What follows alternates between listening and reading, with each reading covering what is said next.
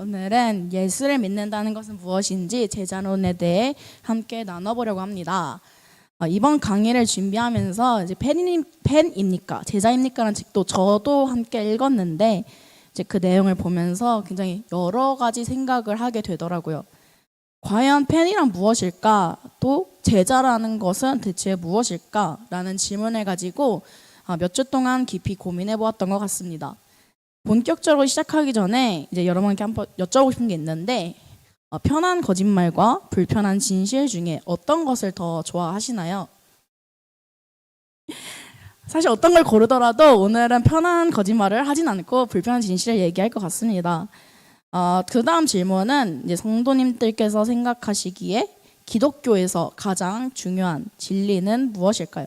첫 번째, 하나님께서 이 세상을 창조하셨다는 것. 두 번째, 예수님께서 십자가에 못 박히심으로 우리가 죄를 사함 받았다는 것. 세 번째, 믿음으로 말미암아 우리가 의롭다함을 받았다는 것. 어떤 게 가장 중요하다고 생각하시나요? 세 가지 중 어느 하나만 고르는 것은 어려울 겁니다. 한 가지 더 질문을 드릴 건데 이번엔 조금 더 쉬운 질문입니다. 첫 번째, 우리는 행위로 구원을 받습니까? 아니면 믿음으로 구원을 받습니까? 네, 기독교의 핵심 교리 중 하나인 이신칭의라고 부르는 것인데요. 이제 우리의 행위가 아니라 예수 그리스도를 믿는 믿음으로 말미암아 우리가 의롭다함을 받는 것이죠. 그렇다면 여기서 질문이 다시 생깁니다. 그렇다면 우리는 예수님을 믿기만 하면 구원을 받는 것일까요? 예수님을 믿는다는 것은 과연 무엇일까요? 입술로 믿는다고 고백한다는 것만으로 이것이 충분할까요? 저는 예수님을 정말 사랑합니다. 찬양을 부르고 예배를 드리는 모든 행위가 기쁨으로 느껴집니다. 교회를 위해 헌신도 많이 하고 있습니다. 이것이 정말 믿음의 증거가 된다고 확신하실 수 있으신가요? 팬입니까? 제자입니까? 라는 책에서는 우리의 예수님을 향한 마음이 제자로서 믿고 따르는 것이 아니라 그저 스타를 좋아하는 팬일 수도 있다라는 질문을 던집니다. 그렇다면 이제 우리는 또 다른 질문을 생각하게 되는데요. 팬과 제자는 무엇일까? 그 둘의 공통점은 무엇이고 그 둘의 차이점은 무엇일까? 이 차이를 분명하게 이해할 때 우리는 진정으로 예수님의 제자로 살아가는 길을 발견하게 될 것입니다. 제가 한번 네이버에다가 팬이라는 단어를 한번 찾아봤어요. 이게 팬이 뭔지 알아야 되니까. 찾아봤더니 특정한 스포츠나 연예인, 음악, 배우, 영화, 소설, 만화 등등등의 열광적으로 사랑하며 자신의 노력과 시간, 돈 등을 소비하는 사람을 가리킨다고 합니다. 요즘 인터넷이 발달하면서 팬은 우리 주변에서 쉽게 찾아볼 수 있어요. 중고등부만 하더라도 우리 정말 열광적인 팬 2명이 존재하고 있습니다. 하지만 같은 이유로 요즘 팬이라고 말하기까지의 기준이 좀 높아진 것 같아요. 어지간히 좋아해서는 스스로를 나 팬입니다 라고 말하는 것이 조금 부담스럽게 느껴지기도 합니다. 예를 들어서 저의 경우에는 제가 야구팀 중에 두산을 조금 좋아하는데 이제 제가 매번 경기를 막 챙겨본다거나 선수들이 어떤 스타일의 플레이를 한다거나 이런 것들을 알지는 못해요. 그래서 누군가가 물어보면 팬까지는 아니고 그냥 조금 즐겨보는 정도라고만 얘기를 합니다.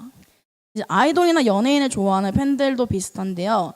단순히 노래를 조금 좋아한다거나 출연했던 예능 혹은 드라마를 좋아한다고 해서는 팬이라고 말하기가 어렵습니다. 굳이 따지면 라이트 팬이라는 단어도 있죠.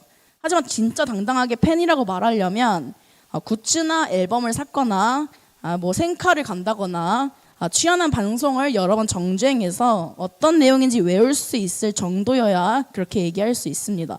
말 그대로 팬은 누군가를 열광적으로 사랑하는 사람들입니다.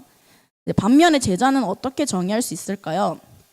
이것도 한번 찾아봤는데 제자는 일반적으로 스승에게서 가르침을 받았던 사람 아니면 받고 있는 사람을 뜻합니다.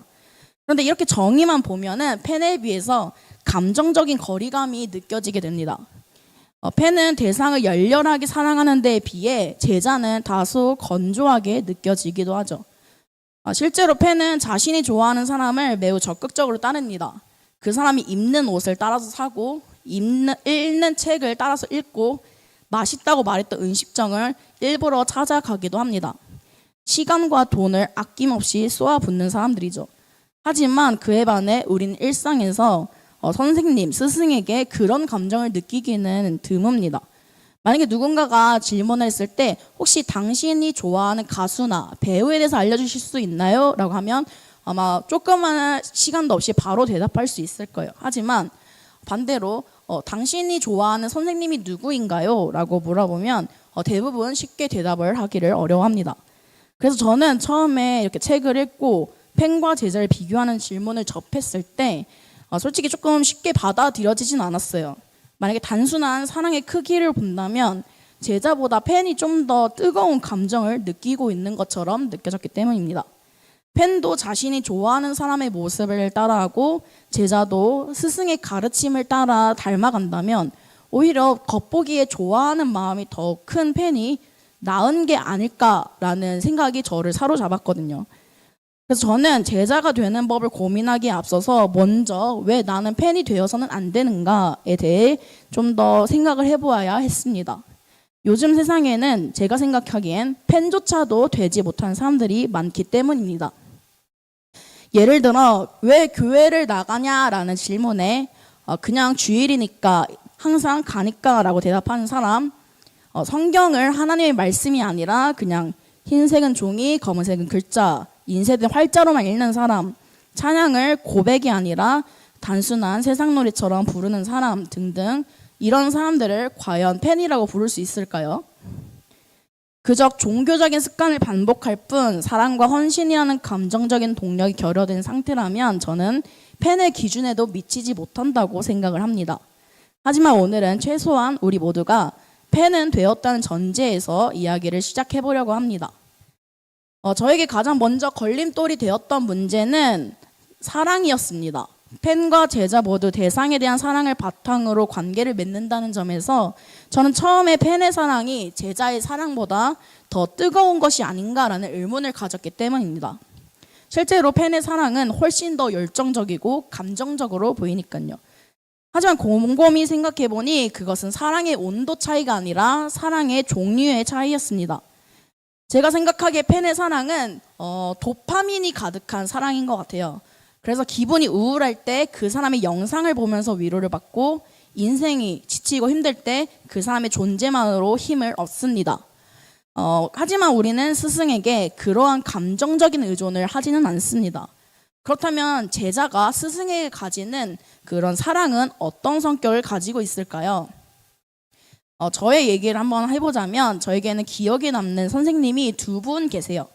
한 분은 초등학교 2학년 때 담임 선생님이신데 시간이 그래도 어느 정도 흘렀기 때문에 초등학교 1학년 때부터 6학년까지의 선생님들 대부분이 기억이 잘 나진 않지만 유일하게 2학년 때 담임 선생님만큼은 이름도 얼굴도 심지어 당시 해주셨던 말씀까지 선명하게 기억이 납니다. 그만큼 그분이 저에게 베풀어 주신 사랑과 가르침이 깊고 인상 깊었기 때문이겠죠. 그래서 잠시나마 초등학교 교사를 장래희망으로 삼았던 시절도 있었고 지금도 누군가의 선생님이 된다면 그때 그 선생님처럼 사랑을 잔뜩 주는 사람이 되고 싶다는 생각을 자주 하고는 합니다. 또 한 분은 대학교 2학년 때 처음 만난 지도 교수님이셨습니다. 2학년 1학기에 위탁년 전공 수업을 모두 들었고 대학교 전체 최우수상을 받을 정도로 성과를 냈기 때문에 내가 이제 더 이상 이 학교에서 배울 수 있는 게 없는 것 같다라는 생각이 들어 편입을 고민하던 시기였습니다. 하지만 새로운 지도 교수님의 수업을 듣고 교수님과 지속적으로 상담을 받으며 이 교수님이라면 내가 이 학교에 남아서 좀 더 배워도 괜찮겠다라는 생각을 하게 되었어요. 그리고 그때 신학을 더 배우고 싶고 교수라는 꿈을 가지는 것도 좋을 것 같다라는 생각을 했던 것 같아요. 더 나아가 내가 언젠가 정말 교수가 된다면 저런 강의를 하고 또 학생의 이야기를 듣고 그 학생을 인격적으로 대하는 사람이 되고 싶다는 마음을 품게 되었습니다. 이처럼 제자가 스승에 품는 사랑은 팬처럼 즉각적이고 강렬하진 않지만 오랫동안 마음속에 남아 흔적을 남기는 사랑입니다. 시간이 흐르며 그 감정이 흐릿해질 수는 있어도 완전히 사라지진 않고 내 안에 또 하나의 자국으로 남게 됩니다. 저는 이것이 바로 존경이라는 사랑의 한 형태라고 생각을 했습니다. 이런 깨달음을 통해 제자의 마음이 결코 팬의 마음에 뒤처지는 것은 아니라는 확신이 들었습니다. 팬은 사랑하기에 시간을 들이고 돈을 들여 그 대상에 대해 알아가고 팬미팅에 가기 위해 앨범을 수십 장씩 사기도 하며 SNS를 통해 끊임없이 교류를 시도합니다. 이 모든 원동력이 바로 사랑인 것이죠. 그런데 제자는 조금 다릅니다. 제자는 스승을 존경하고 그 존재를 높게 평가하기 때문에 그분처럼 되고 싶다는 바람으로 변화의 길에 들어섭니다. 인간은 누구나 더 나은 사람이 되고자 하는 욕망을 가지고 있기 때문에 제자는 스승의 가르침과 인격을 통해 자신을 성장시키려는 동기를 갖게 되는 것이죠. 그래서 팬은 자신이 좋아하던 사람이 사회적으로 무리를 일으키게 된다거나 개인적인 취향에서 벗어나는 행동을 보이면 실망하고 마음을 접고 또 다른 스타를 찾아 나서게 됩니다. 그리고 더 이상 그 사람을 따라하지 않게 되죠. 하지만 제자의 동기는 더 나은 내가 되기 위해 스승님, 존경하는 스승님을 따라하는 것이기 때문에 설령 관계적으로 멀어지거나 감정이 식게 된다 하더라도 그 사람을 닮고자 하는 노력은 멈추지 않습니다. 팬과 제자는 겉으로 보기에는 매우 비슷해 보입니다. 사랑하는 대상을 따라하기도 하고 그와 관련된 활동에 적극적으로 참여하기도 합니다. 하지만 조금만 더 깊이 들여다보면 이 둘은 분명한 차이를 가지고 있습니다. 저는 이 차이를 알레르기 반응과 같다고 생각을 했는데요. 예전에 들었던 얘기를 하나 소개해 드리려고 합니다. 이제 어떤 사람이 파인애플 알레르기를 가지고 있었는데 이제 보통 파인애플 음료에는 진짜 실제로 생과일이 들어가는 게 아니라 합성 착각료나 뭐 합성 착색료 이런 향과 맛만 첨가된 제품이 많다 보니 그냥 별 생각 없이 마셔도 별 문제가 없었습니다. 그래서 어느 날 또 파인애플 음료를 사서 아무 생각 없이 마시고 있었는데 그 음료는 진짜 생과일이 들어갔던 음료수였던 거예요. 그래서 그걸 마시고 증상이 나타나자 이 카페 제법인데 하면서 그대로 쓰러졌다고 합니다. 이 이야기처럼 겉모습만 보면 팬과 제자는 구분하기 어렵습니다. 겉으로 드러나는 태도와 열정은 비슷해 보이지만 내면의 동기와 방향은 전혀 다를 수 있죠. 진짜 과일이 들어간 주스와 색과 향과 맛만 낸 음료처럼요. 하지만 자세히 알아보거나 직접 접하게 되면 그 차이는 드러나게 되고 어떤 것이 진짜의 모습인지 알 수 있습니다. 팬과 제자를 구분하기 위해 성경 속 한 인물을 살펴보려고 하는데요. 그 인물은 니고데모입니다. 아마 책을 읽으신 분들이라면 니고데모 이야기가 있었던 걸 알 수 있을 텐데요.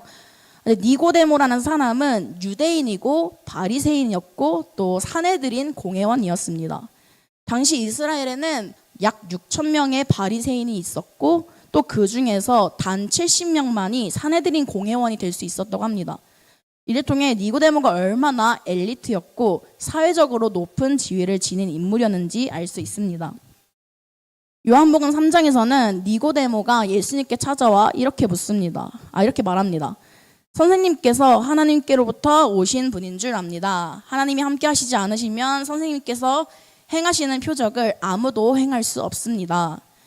니고데모는 예수님이 누구신지 어느 정도 알고 있었어요. 그러나 예수님께서 사람이 거듭나지 않으면 하나님 나라로 하나님 나라를 볼 수 없다라고 말씀하시자 그 뜻을 이해하지 못하고 어떻게 사람이 어머니의 뱃속에 들어갔다 나올 수 있냐라고 묻습니다. 예수님께서 성령으로 나야 한다고 말씀하시자 또 어떻게 그런 일이 있을 수 있겠냐고 반문을 합니다. 계속 말대답을 하죠. 이에 예수님께서는 내가 본 것을 말하고 증언하여도 너는 믿지 않는다라고 말씀하십니다. 니고데모는 예수님에 대해 어렴풋이 알고 있었지만 그분의 말씀을 온전히 믿지는 못했던 것 같습니다. 니고데모는 예수님을 늦은 밤에 찾아왔습니다. 대부분의 사람들이 잠자리에 들거나 다음 날을 준비하는 시간이었죠. 어떤 사람은 그가 조용히 예수님과 대화하고 싶었기 때문에 늦은 밤에 왔다고 해석하기도 하지만 또 다른 해석도 존재합니다. 니고데모는 앞서 말씀드렸다시피 사회적으로 매우 높은 지위에 있었던 사람이었습니다. 당시 바리새인들 사이에서 예수님을 긍정적으로 보는 것은 비난받을 만한 일이었어요. 니고데모 역시 이런 비난이 두려웠던 것으로 보입니다. 70명밖에 되지 않는 산헤드린 공회원 중 한 사람이었다면 아마 많은 사람들이 그의 얼굴을 알아보았을 것이에요. 그렇기 때문에 대낮에 예수님을 찾아간다는 것은 어려웠을 것 같습니다. 그래서 사람들의 시선을 피해 밤에 찾아갔다라는 것이죠. 니고데모는 예수님을 랍비 혹은 선생님이라고 불렀지만 여전히 펜의 위치에 머물러 있었습니다. 예수님에 대해 어느 정도 알고는 있었지만 그 말씀을 온전히 이해하거나 받아들이지는 못했습니다. 그는 가진 것이 너무나도 많았기 때문에 그것을 놓기 싫었고 또 사람의 시선도 두렵기 때문에 밤에 몰래 찾아오게 된 것입니다. 펜은 이렇습니다. 자신이 좋아하는 스타에 대해 많이 알고는 있지만 그 사람이 하는 말 중에 원하는 것만 걸러 듣습니다. 애매한 부분은 그냥 넘어가거나 한 귀로 듣고 한 귀로 흘려버립니다. 그리고 펜은 절대 손해보지 않습니다. 딱 내가 감당할 수 있는 선까지만 좋아하고 따릅니다. 자신을 변화시키려 하지 않고 자기가 가진 것을 내려놓을 생각조차도 하지 않습니다. 그러던 니고데모는 요한복음 7장에서 조금 성장한 모습을 보입니다.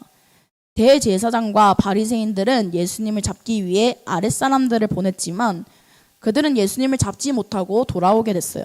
이에 대제사장과 바리새인들은 너희도 미혹되었느냐? 율법을 알지 못하는 저 무리는 저주받았다라고 비난을 합니다. 그때 누군가 일어나서 예수님을 변호하며 이렇게 말합니다. 우리 율법은 먼저 당사자의 말을 들어보고 그가 무슨 일을 하는지 알아본 후에야 판단하지 않습니까? 라고 이야기를 하는데 이 사람이 바로 니고데모였습니다. 그는 예수님을 따르는 사람들을 향해 비난하던 동료들에게 반론을 제기했습니다. 이에 동료들로부터 너도 예수님을 믿느냐며 조롱을 받았죠. 3장에서 니고데모는 자신이 예수님을 따른다라는 사실이 드러나는 것을 두려워해 밤에 찾아왔습니다. 동료들의 비난은 물론 산헤드린 공회원 자리에서 쫓겨날 수도 있었기 때문입니다. 그러나 7장에서는 그런 동료들 앞에서 직접 예수님을 변호하는 말을 합니다. 아직 조심스럽긴 하지만 분명 성장한 모습이었습니다. 그리고 요한복음 19장에서는 더욱 놀라운 변화가 일어나게 됩니다. 예수님께서 십자가에 못 박혀 돌아가신 후 아리마대 사람 요셉이 예수님의 시신을 장사하기 위해 나섭니다.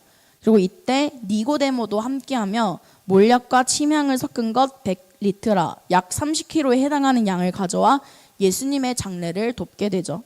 당시 향품은 매우 비쌌고 이것은 분명 경제적으로 큰 희생이었습니다. 그는 사람들의 시선을 두려워하지 않고 자신이 가진 것을 아낌없이 내어놓으며 예수님을 장사한 것입니다. 니고데모는 처음에 소심한 팬이었을지도 모릅니다. 그러나 예수님의 말씀을 듣고 그분에 대해 알아가며 점차 행동으로 믿음을 보이는 제자가 되었습니다. 결국 그는 사람들의 시선도 자신의 재산도 내려놓을 만큼 예수님께 헌신하는 사람이 된 것입니다. 이제 이번에는 성경에서 말하는 제자가 무엇인지 좀 더 살펴보려고 하는데요. 신약 성경에서 제자라는 단어는 약 260번 이상이 사용이 되었습니다. 그리고 이 단어는 헬라어로 마세테스라는 단어를 사용하고 있는데요. 이 마세테스라는 단어는 특별히 기독교나 유대교에서 새롭게 쓰던 단어는 아니었습니다. 원래는 고대 그리스 철학자들, 특히 소피스트라는 사람들의 제자들을 가리킬 때 사용되던 표현이었습니다. 당시 소피스트라는 사람들은 도시의 민회에 참여해 연설을 하거나 법정에서 논쟁을 벌이는 지식인들이었습니다. 또한 사립학교에서 엘리트 계층의 자녀들을 교육하는 교육자이기도 했습니다. 그리고 이런 소피스트 학교에 정식으로 등록해 가르침을 받던 학생들을 마세테스라고 불렀습니다. 소피스트의 제자들은 단순히 현대처럼 수업을 듣는 학생은 아니었어요.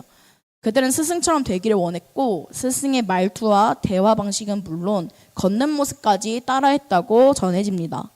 그리고 제자가 얼마나 좋은 가문의 출신이고 뛰어난 사람인지에 대해 따라 스승의 명성이 달라졌어요. 또 반대로 위대한 스승 아래에서 배운 제자들은 사회적으로도 더 큰 인정을 받았습니다. 이처럼 마세테스는 또 소피스트는 오늘날 우리가 생각하는 일반적인 교사와 학생들의 관계를 뛰어넘는 좀 특수하고 밀접한 관계를 의미했습니다. 그렇다고 해서 예수님과 제자들이 소피스트와 그 제자들처럼 사회적인 뛰어난 사람들만을 선별하거나 특별한 방식으로 교육했던 것은 아니었어요. 예수님의 제자가 되는 방식은 마태복음 28장에 나와 있는데요. 오늘 본문이었습니다. 먼저 첫 번째로는 아버지와 아들과 성령의 이름으로 세례를 받고, 또 두 번째로 예수님께서 분부하신 모든 것을 지켜 행하는 것이었어요. 여기서 중요한 것은 모든 것을 지켜 행한다는 것입니다. 예수님께서는 3년 동안 제자들과 함께 하시며 많은 것을 가르치셨습니다. 그리고 단지 말씀으로만 가르친 것이 아니라 삶으로 보여주시며 직접 본을 보여주셨어요. 그리고 이제 제자들은 그 가르침을 기억하며 예수님께서 사셨던 그 삶을 본받아 그대로 따라 살아가야 했습니다. 이런 이유로 성경은 예수님을 따르는 사람들을 마세테스라고 기록했던 것입니다. 소피스트의 제자들이 스승의 모든 것을 흉내내듯이 예수님의 제자도 그분의 삶, 말씀, 태도를 비롯한 모든 것을 기억하고 그대로 실천하며 살아가야 했기 때문입니다. 그리고 당시 스승과 제자의 관계가 단순한 지식 전달을 넘는 인격적인 관계였던 것처럼 오늘날 우리도 예수님과 인격적인 관계를 맺어야만 합니다. 예수님을 저 멀리 계신 초월적인 존재로 인식하는 것이 아니라 지금도 나와 함께 하시며 말씀하시고 또 삶을 이끄시는 인격적인 분으로 대해야 한다는 것이죠. 이러한 관계성이 없다면 우리는 예수님을 따르던 무리와 다를 바가 없습니다. 예수님께서 행하신 표적과 능력만을 보고 자기 필요에 따라 따르기도 하고 또 더 이상 얻을 것이 없다고 판단되면 언제든지 떠나버리는 사람들처럼 말이에요. 예수님은 요한복음 6장에서 오병이어의 기적을 베푸셨습니다. 그리고 많은 무리들이 그 기적을 보고 예수님을 따랐지만 예수님께서 나는 하늘에서 내려온 생명의 떡이다 라고 말씀하시자 그 의미를 이해하지 못하고 실족하게 됩니다. 결국 많은 사람들이 예수님을 떠났고 더 이상 함께하지 않았다고 성경에 기록이 되었죠. 그때 예수님은 12제자에게 이렇게 묻습니다. 너희도 가려느냐? 그러자 베드로가 이렇게 고백합니다. 주여, 영생의 말씀이 주께 있사오니 우리가 누구에게로 가오리이까? 무리 혹은 패는 이해되지 않으면 떠납니다. 예수님에게서 이득을 취할 수 없다고 느끼면 쉽게 등을 돌리게 됩니다. 하지만 제자는 다릅니다. 제자는 그분과 인격적인 관계를 누리기 때문에 그분의 말씀이 이해가 되지 않아도 쉽게 떠나지 않습니다. 오히려 예수님 안에 영생의 말씀이 있다는 것을 알기 때문에 떠날 수가 없죠. 이처럼 제자는 예수님과 인격적인 관계 속에서 그분의 삶을 따르며 살아가는 사람입니다. 그렇다면 제자의 삶은 무리와 어떻게 다를까요? 먼저 패는 자기중심적이지만 제자는 예수님, 하나님 중심적입니다. 고린도전서 10장 31절은 이렇게 얘기를 합니다. 그런즉 너희가 먹든지 마시든지 무엇을 하든지 다 하나님의 영광을 위하여 하라. 패는 자신이 하는 모든 행동의 목적이 자기 자신을 위한 것입니다. 하지만 제자는 자기 삶의 방향과 목적을 하나님의 영광을 두고 있습니다. 모든 선택, 모든 행동이 예수님이라면 어떻게 하실까라는 질문에서 출발합니다. 또 예수님께서는 누가복음 14장 27절에서 이렇게 말씀하십니다. 누구든지 자기 십자가를 지고 나를 따르지 않는 자는 능히 내 제자가 되지 못하리라. 자기 십자가를 지고 예수님을 따른다는 것은 내 안에 내가 죽고 예수님으로 사는 것을 의미합니다. 내가 내 삶의 주인이었던 자리에서 내려오고 예수님을 내 삶의 주인으로 모시는 것입니다. 삶의 기준이 내가 아니라 예수님이 되는 삶, 그것이 바로 제자의 삶입니다. 하지만 많은 사람들이 입으로 주여 주여 고백하면서도 그분의 말씀을 따르지는 않습니다. 그런 사람들을 향해 또 예수님은 이렇게 책망을 하십니다. 너희는 나를 불러 주여 주여 하면서도 어찌하여 내가 말하는 것을 행하지 아니하느냐. 또 마태복음에서도 이렇게 말씀하시는데 나더러 주여 주여 하는 자마다 다 천국에 들어갈 것이 아니요 다만 하늘에 계신 내 아버지의 뜻대로 행하는 자라야 들어가리라. 이 말씀이 우리의 행동으로 구원받는다라고 말하는 것은 아닙니다. 참된 믿음은 반드시 삶의 변화로 이어진다는 것을 의미하는 것이죠. 정말 예수님을 사랑하고 믿는 사람이라면 그 믿음은 나의 삶 속에서 자연스럽게 드러날 수밖에 없습니다. 왜냐하면 내 안에 성령이 거하시고 내 삶의 기준이 점점 나에게서 또 하나님으로 옮겨지기 때문입니다. 야고보서 역시 행함이 없는 믿음은 죽은 믿음이며 행함으로 믿음이 온전하게 된다고 말합니다. 만약 우리가 예수님을 믿는다고 말하면서 삶 속에서 여전히 같은 잘못을 반복하고 예수님의 뜻이 아닌 내 기준대로 살아가고 있다면 내가 진짜 제자인지 아니면 아직도 펜에 머물러 있는 것인지 돌아보시길 바랍니다. 좋아하는 것과 사랑하는 것의 차이를 설명하는 글이 하나 있는데 오늘 제가 이걸 펜과 제자에 대입하여 말씀드리도록 하겠습니다. 펜은 예수님으로 인해 내가 행복해지길 바라는 것이고 제자는 예수님이 나로 인해 행복해지길 바라는 것입니다. 펜은 나의 욕심이 커지지만 제자는 그 욕심을 내려놓게 됩니다. 이 지문을 마음속으로 생각해 보시길 바랍니다. 나는 과연 내가 행복해지기를 바라고 있는가? 아니면 예수님께서 나를 보고 행복해지시기를 바라는가? 또 예수님이 내 뜻에 맞추어 주시기를 원하고 있는가? 아니면 내가 예수님의 뜻에 맞추어 살아가기를 원하고 있는가? 정말로 예수님을 사랑하고 정말로 예수님을 믿는다면 우리가 바뀌는 것이 너무나도 당연한 일입니다. 저 역시 제가 사랑하고 존경하는 스승님들을 닮고 싶어 애쓰듯 예수님을 사랑한다면 그분처럼 되기를 원하고 또 그 삶을 따라가려는 변화가 일어나야만 합니다. 저는 저와 여러분이 예수님을 수많은 연예인들 중에 가장 좋아하는 사람으로 여기는 것이 아니라 삶의 스승이자 유일한 구원자로 고백하며 오직 예수님만을 따르는 제자가 되시기를 소망합니다. 예수님의 제자가 된다는 것은 과거의 나를 버리고 작은 예수로서 삶을 살아가는 것입니다. 예수를 믿는다는 것은 말로만 예수님을 사랑한다고 외치는 것이 아니라 행동에서부터 티가 나는 것입니다. 믿지 않는 사람들에게는 우리 한 사람 한 사람이 교회이며 성경입니다. 우리가 믿지 않는 사람들 앞에서 어떤 삶을 살아내느냐에 따라 사람들은 교회를 판단하고 예수님의 가르침을 평가합니다. 나는 주일마다 교회에 나가고 교회 봉사 열심히 하고 섬기니까 제자가 맞아 라는 편한 거짓말로 스스로를 속이지 않으시길 바랍니다. 오히려 불편하더라도 지금의 나를 솔직하게 바라보며 진정한 예수님의 제자로 거듭나는 것을 선택하시기를 부탁드립니다. 헛된 믿음을 고집하며 변화없는 삶으로 살아가는 것이 아니라 예수님을 삶의 모든 기준으로 삼아 그분의 말씀을 따라 살아감으로써 이 땅 가운데 하나님 나라를 세워가는 저와 여러분이 되시기를 주님의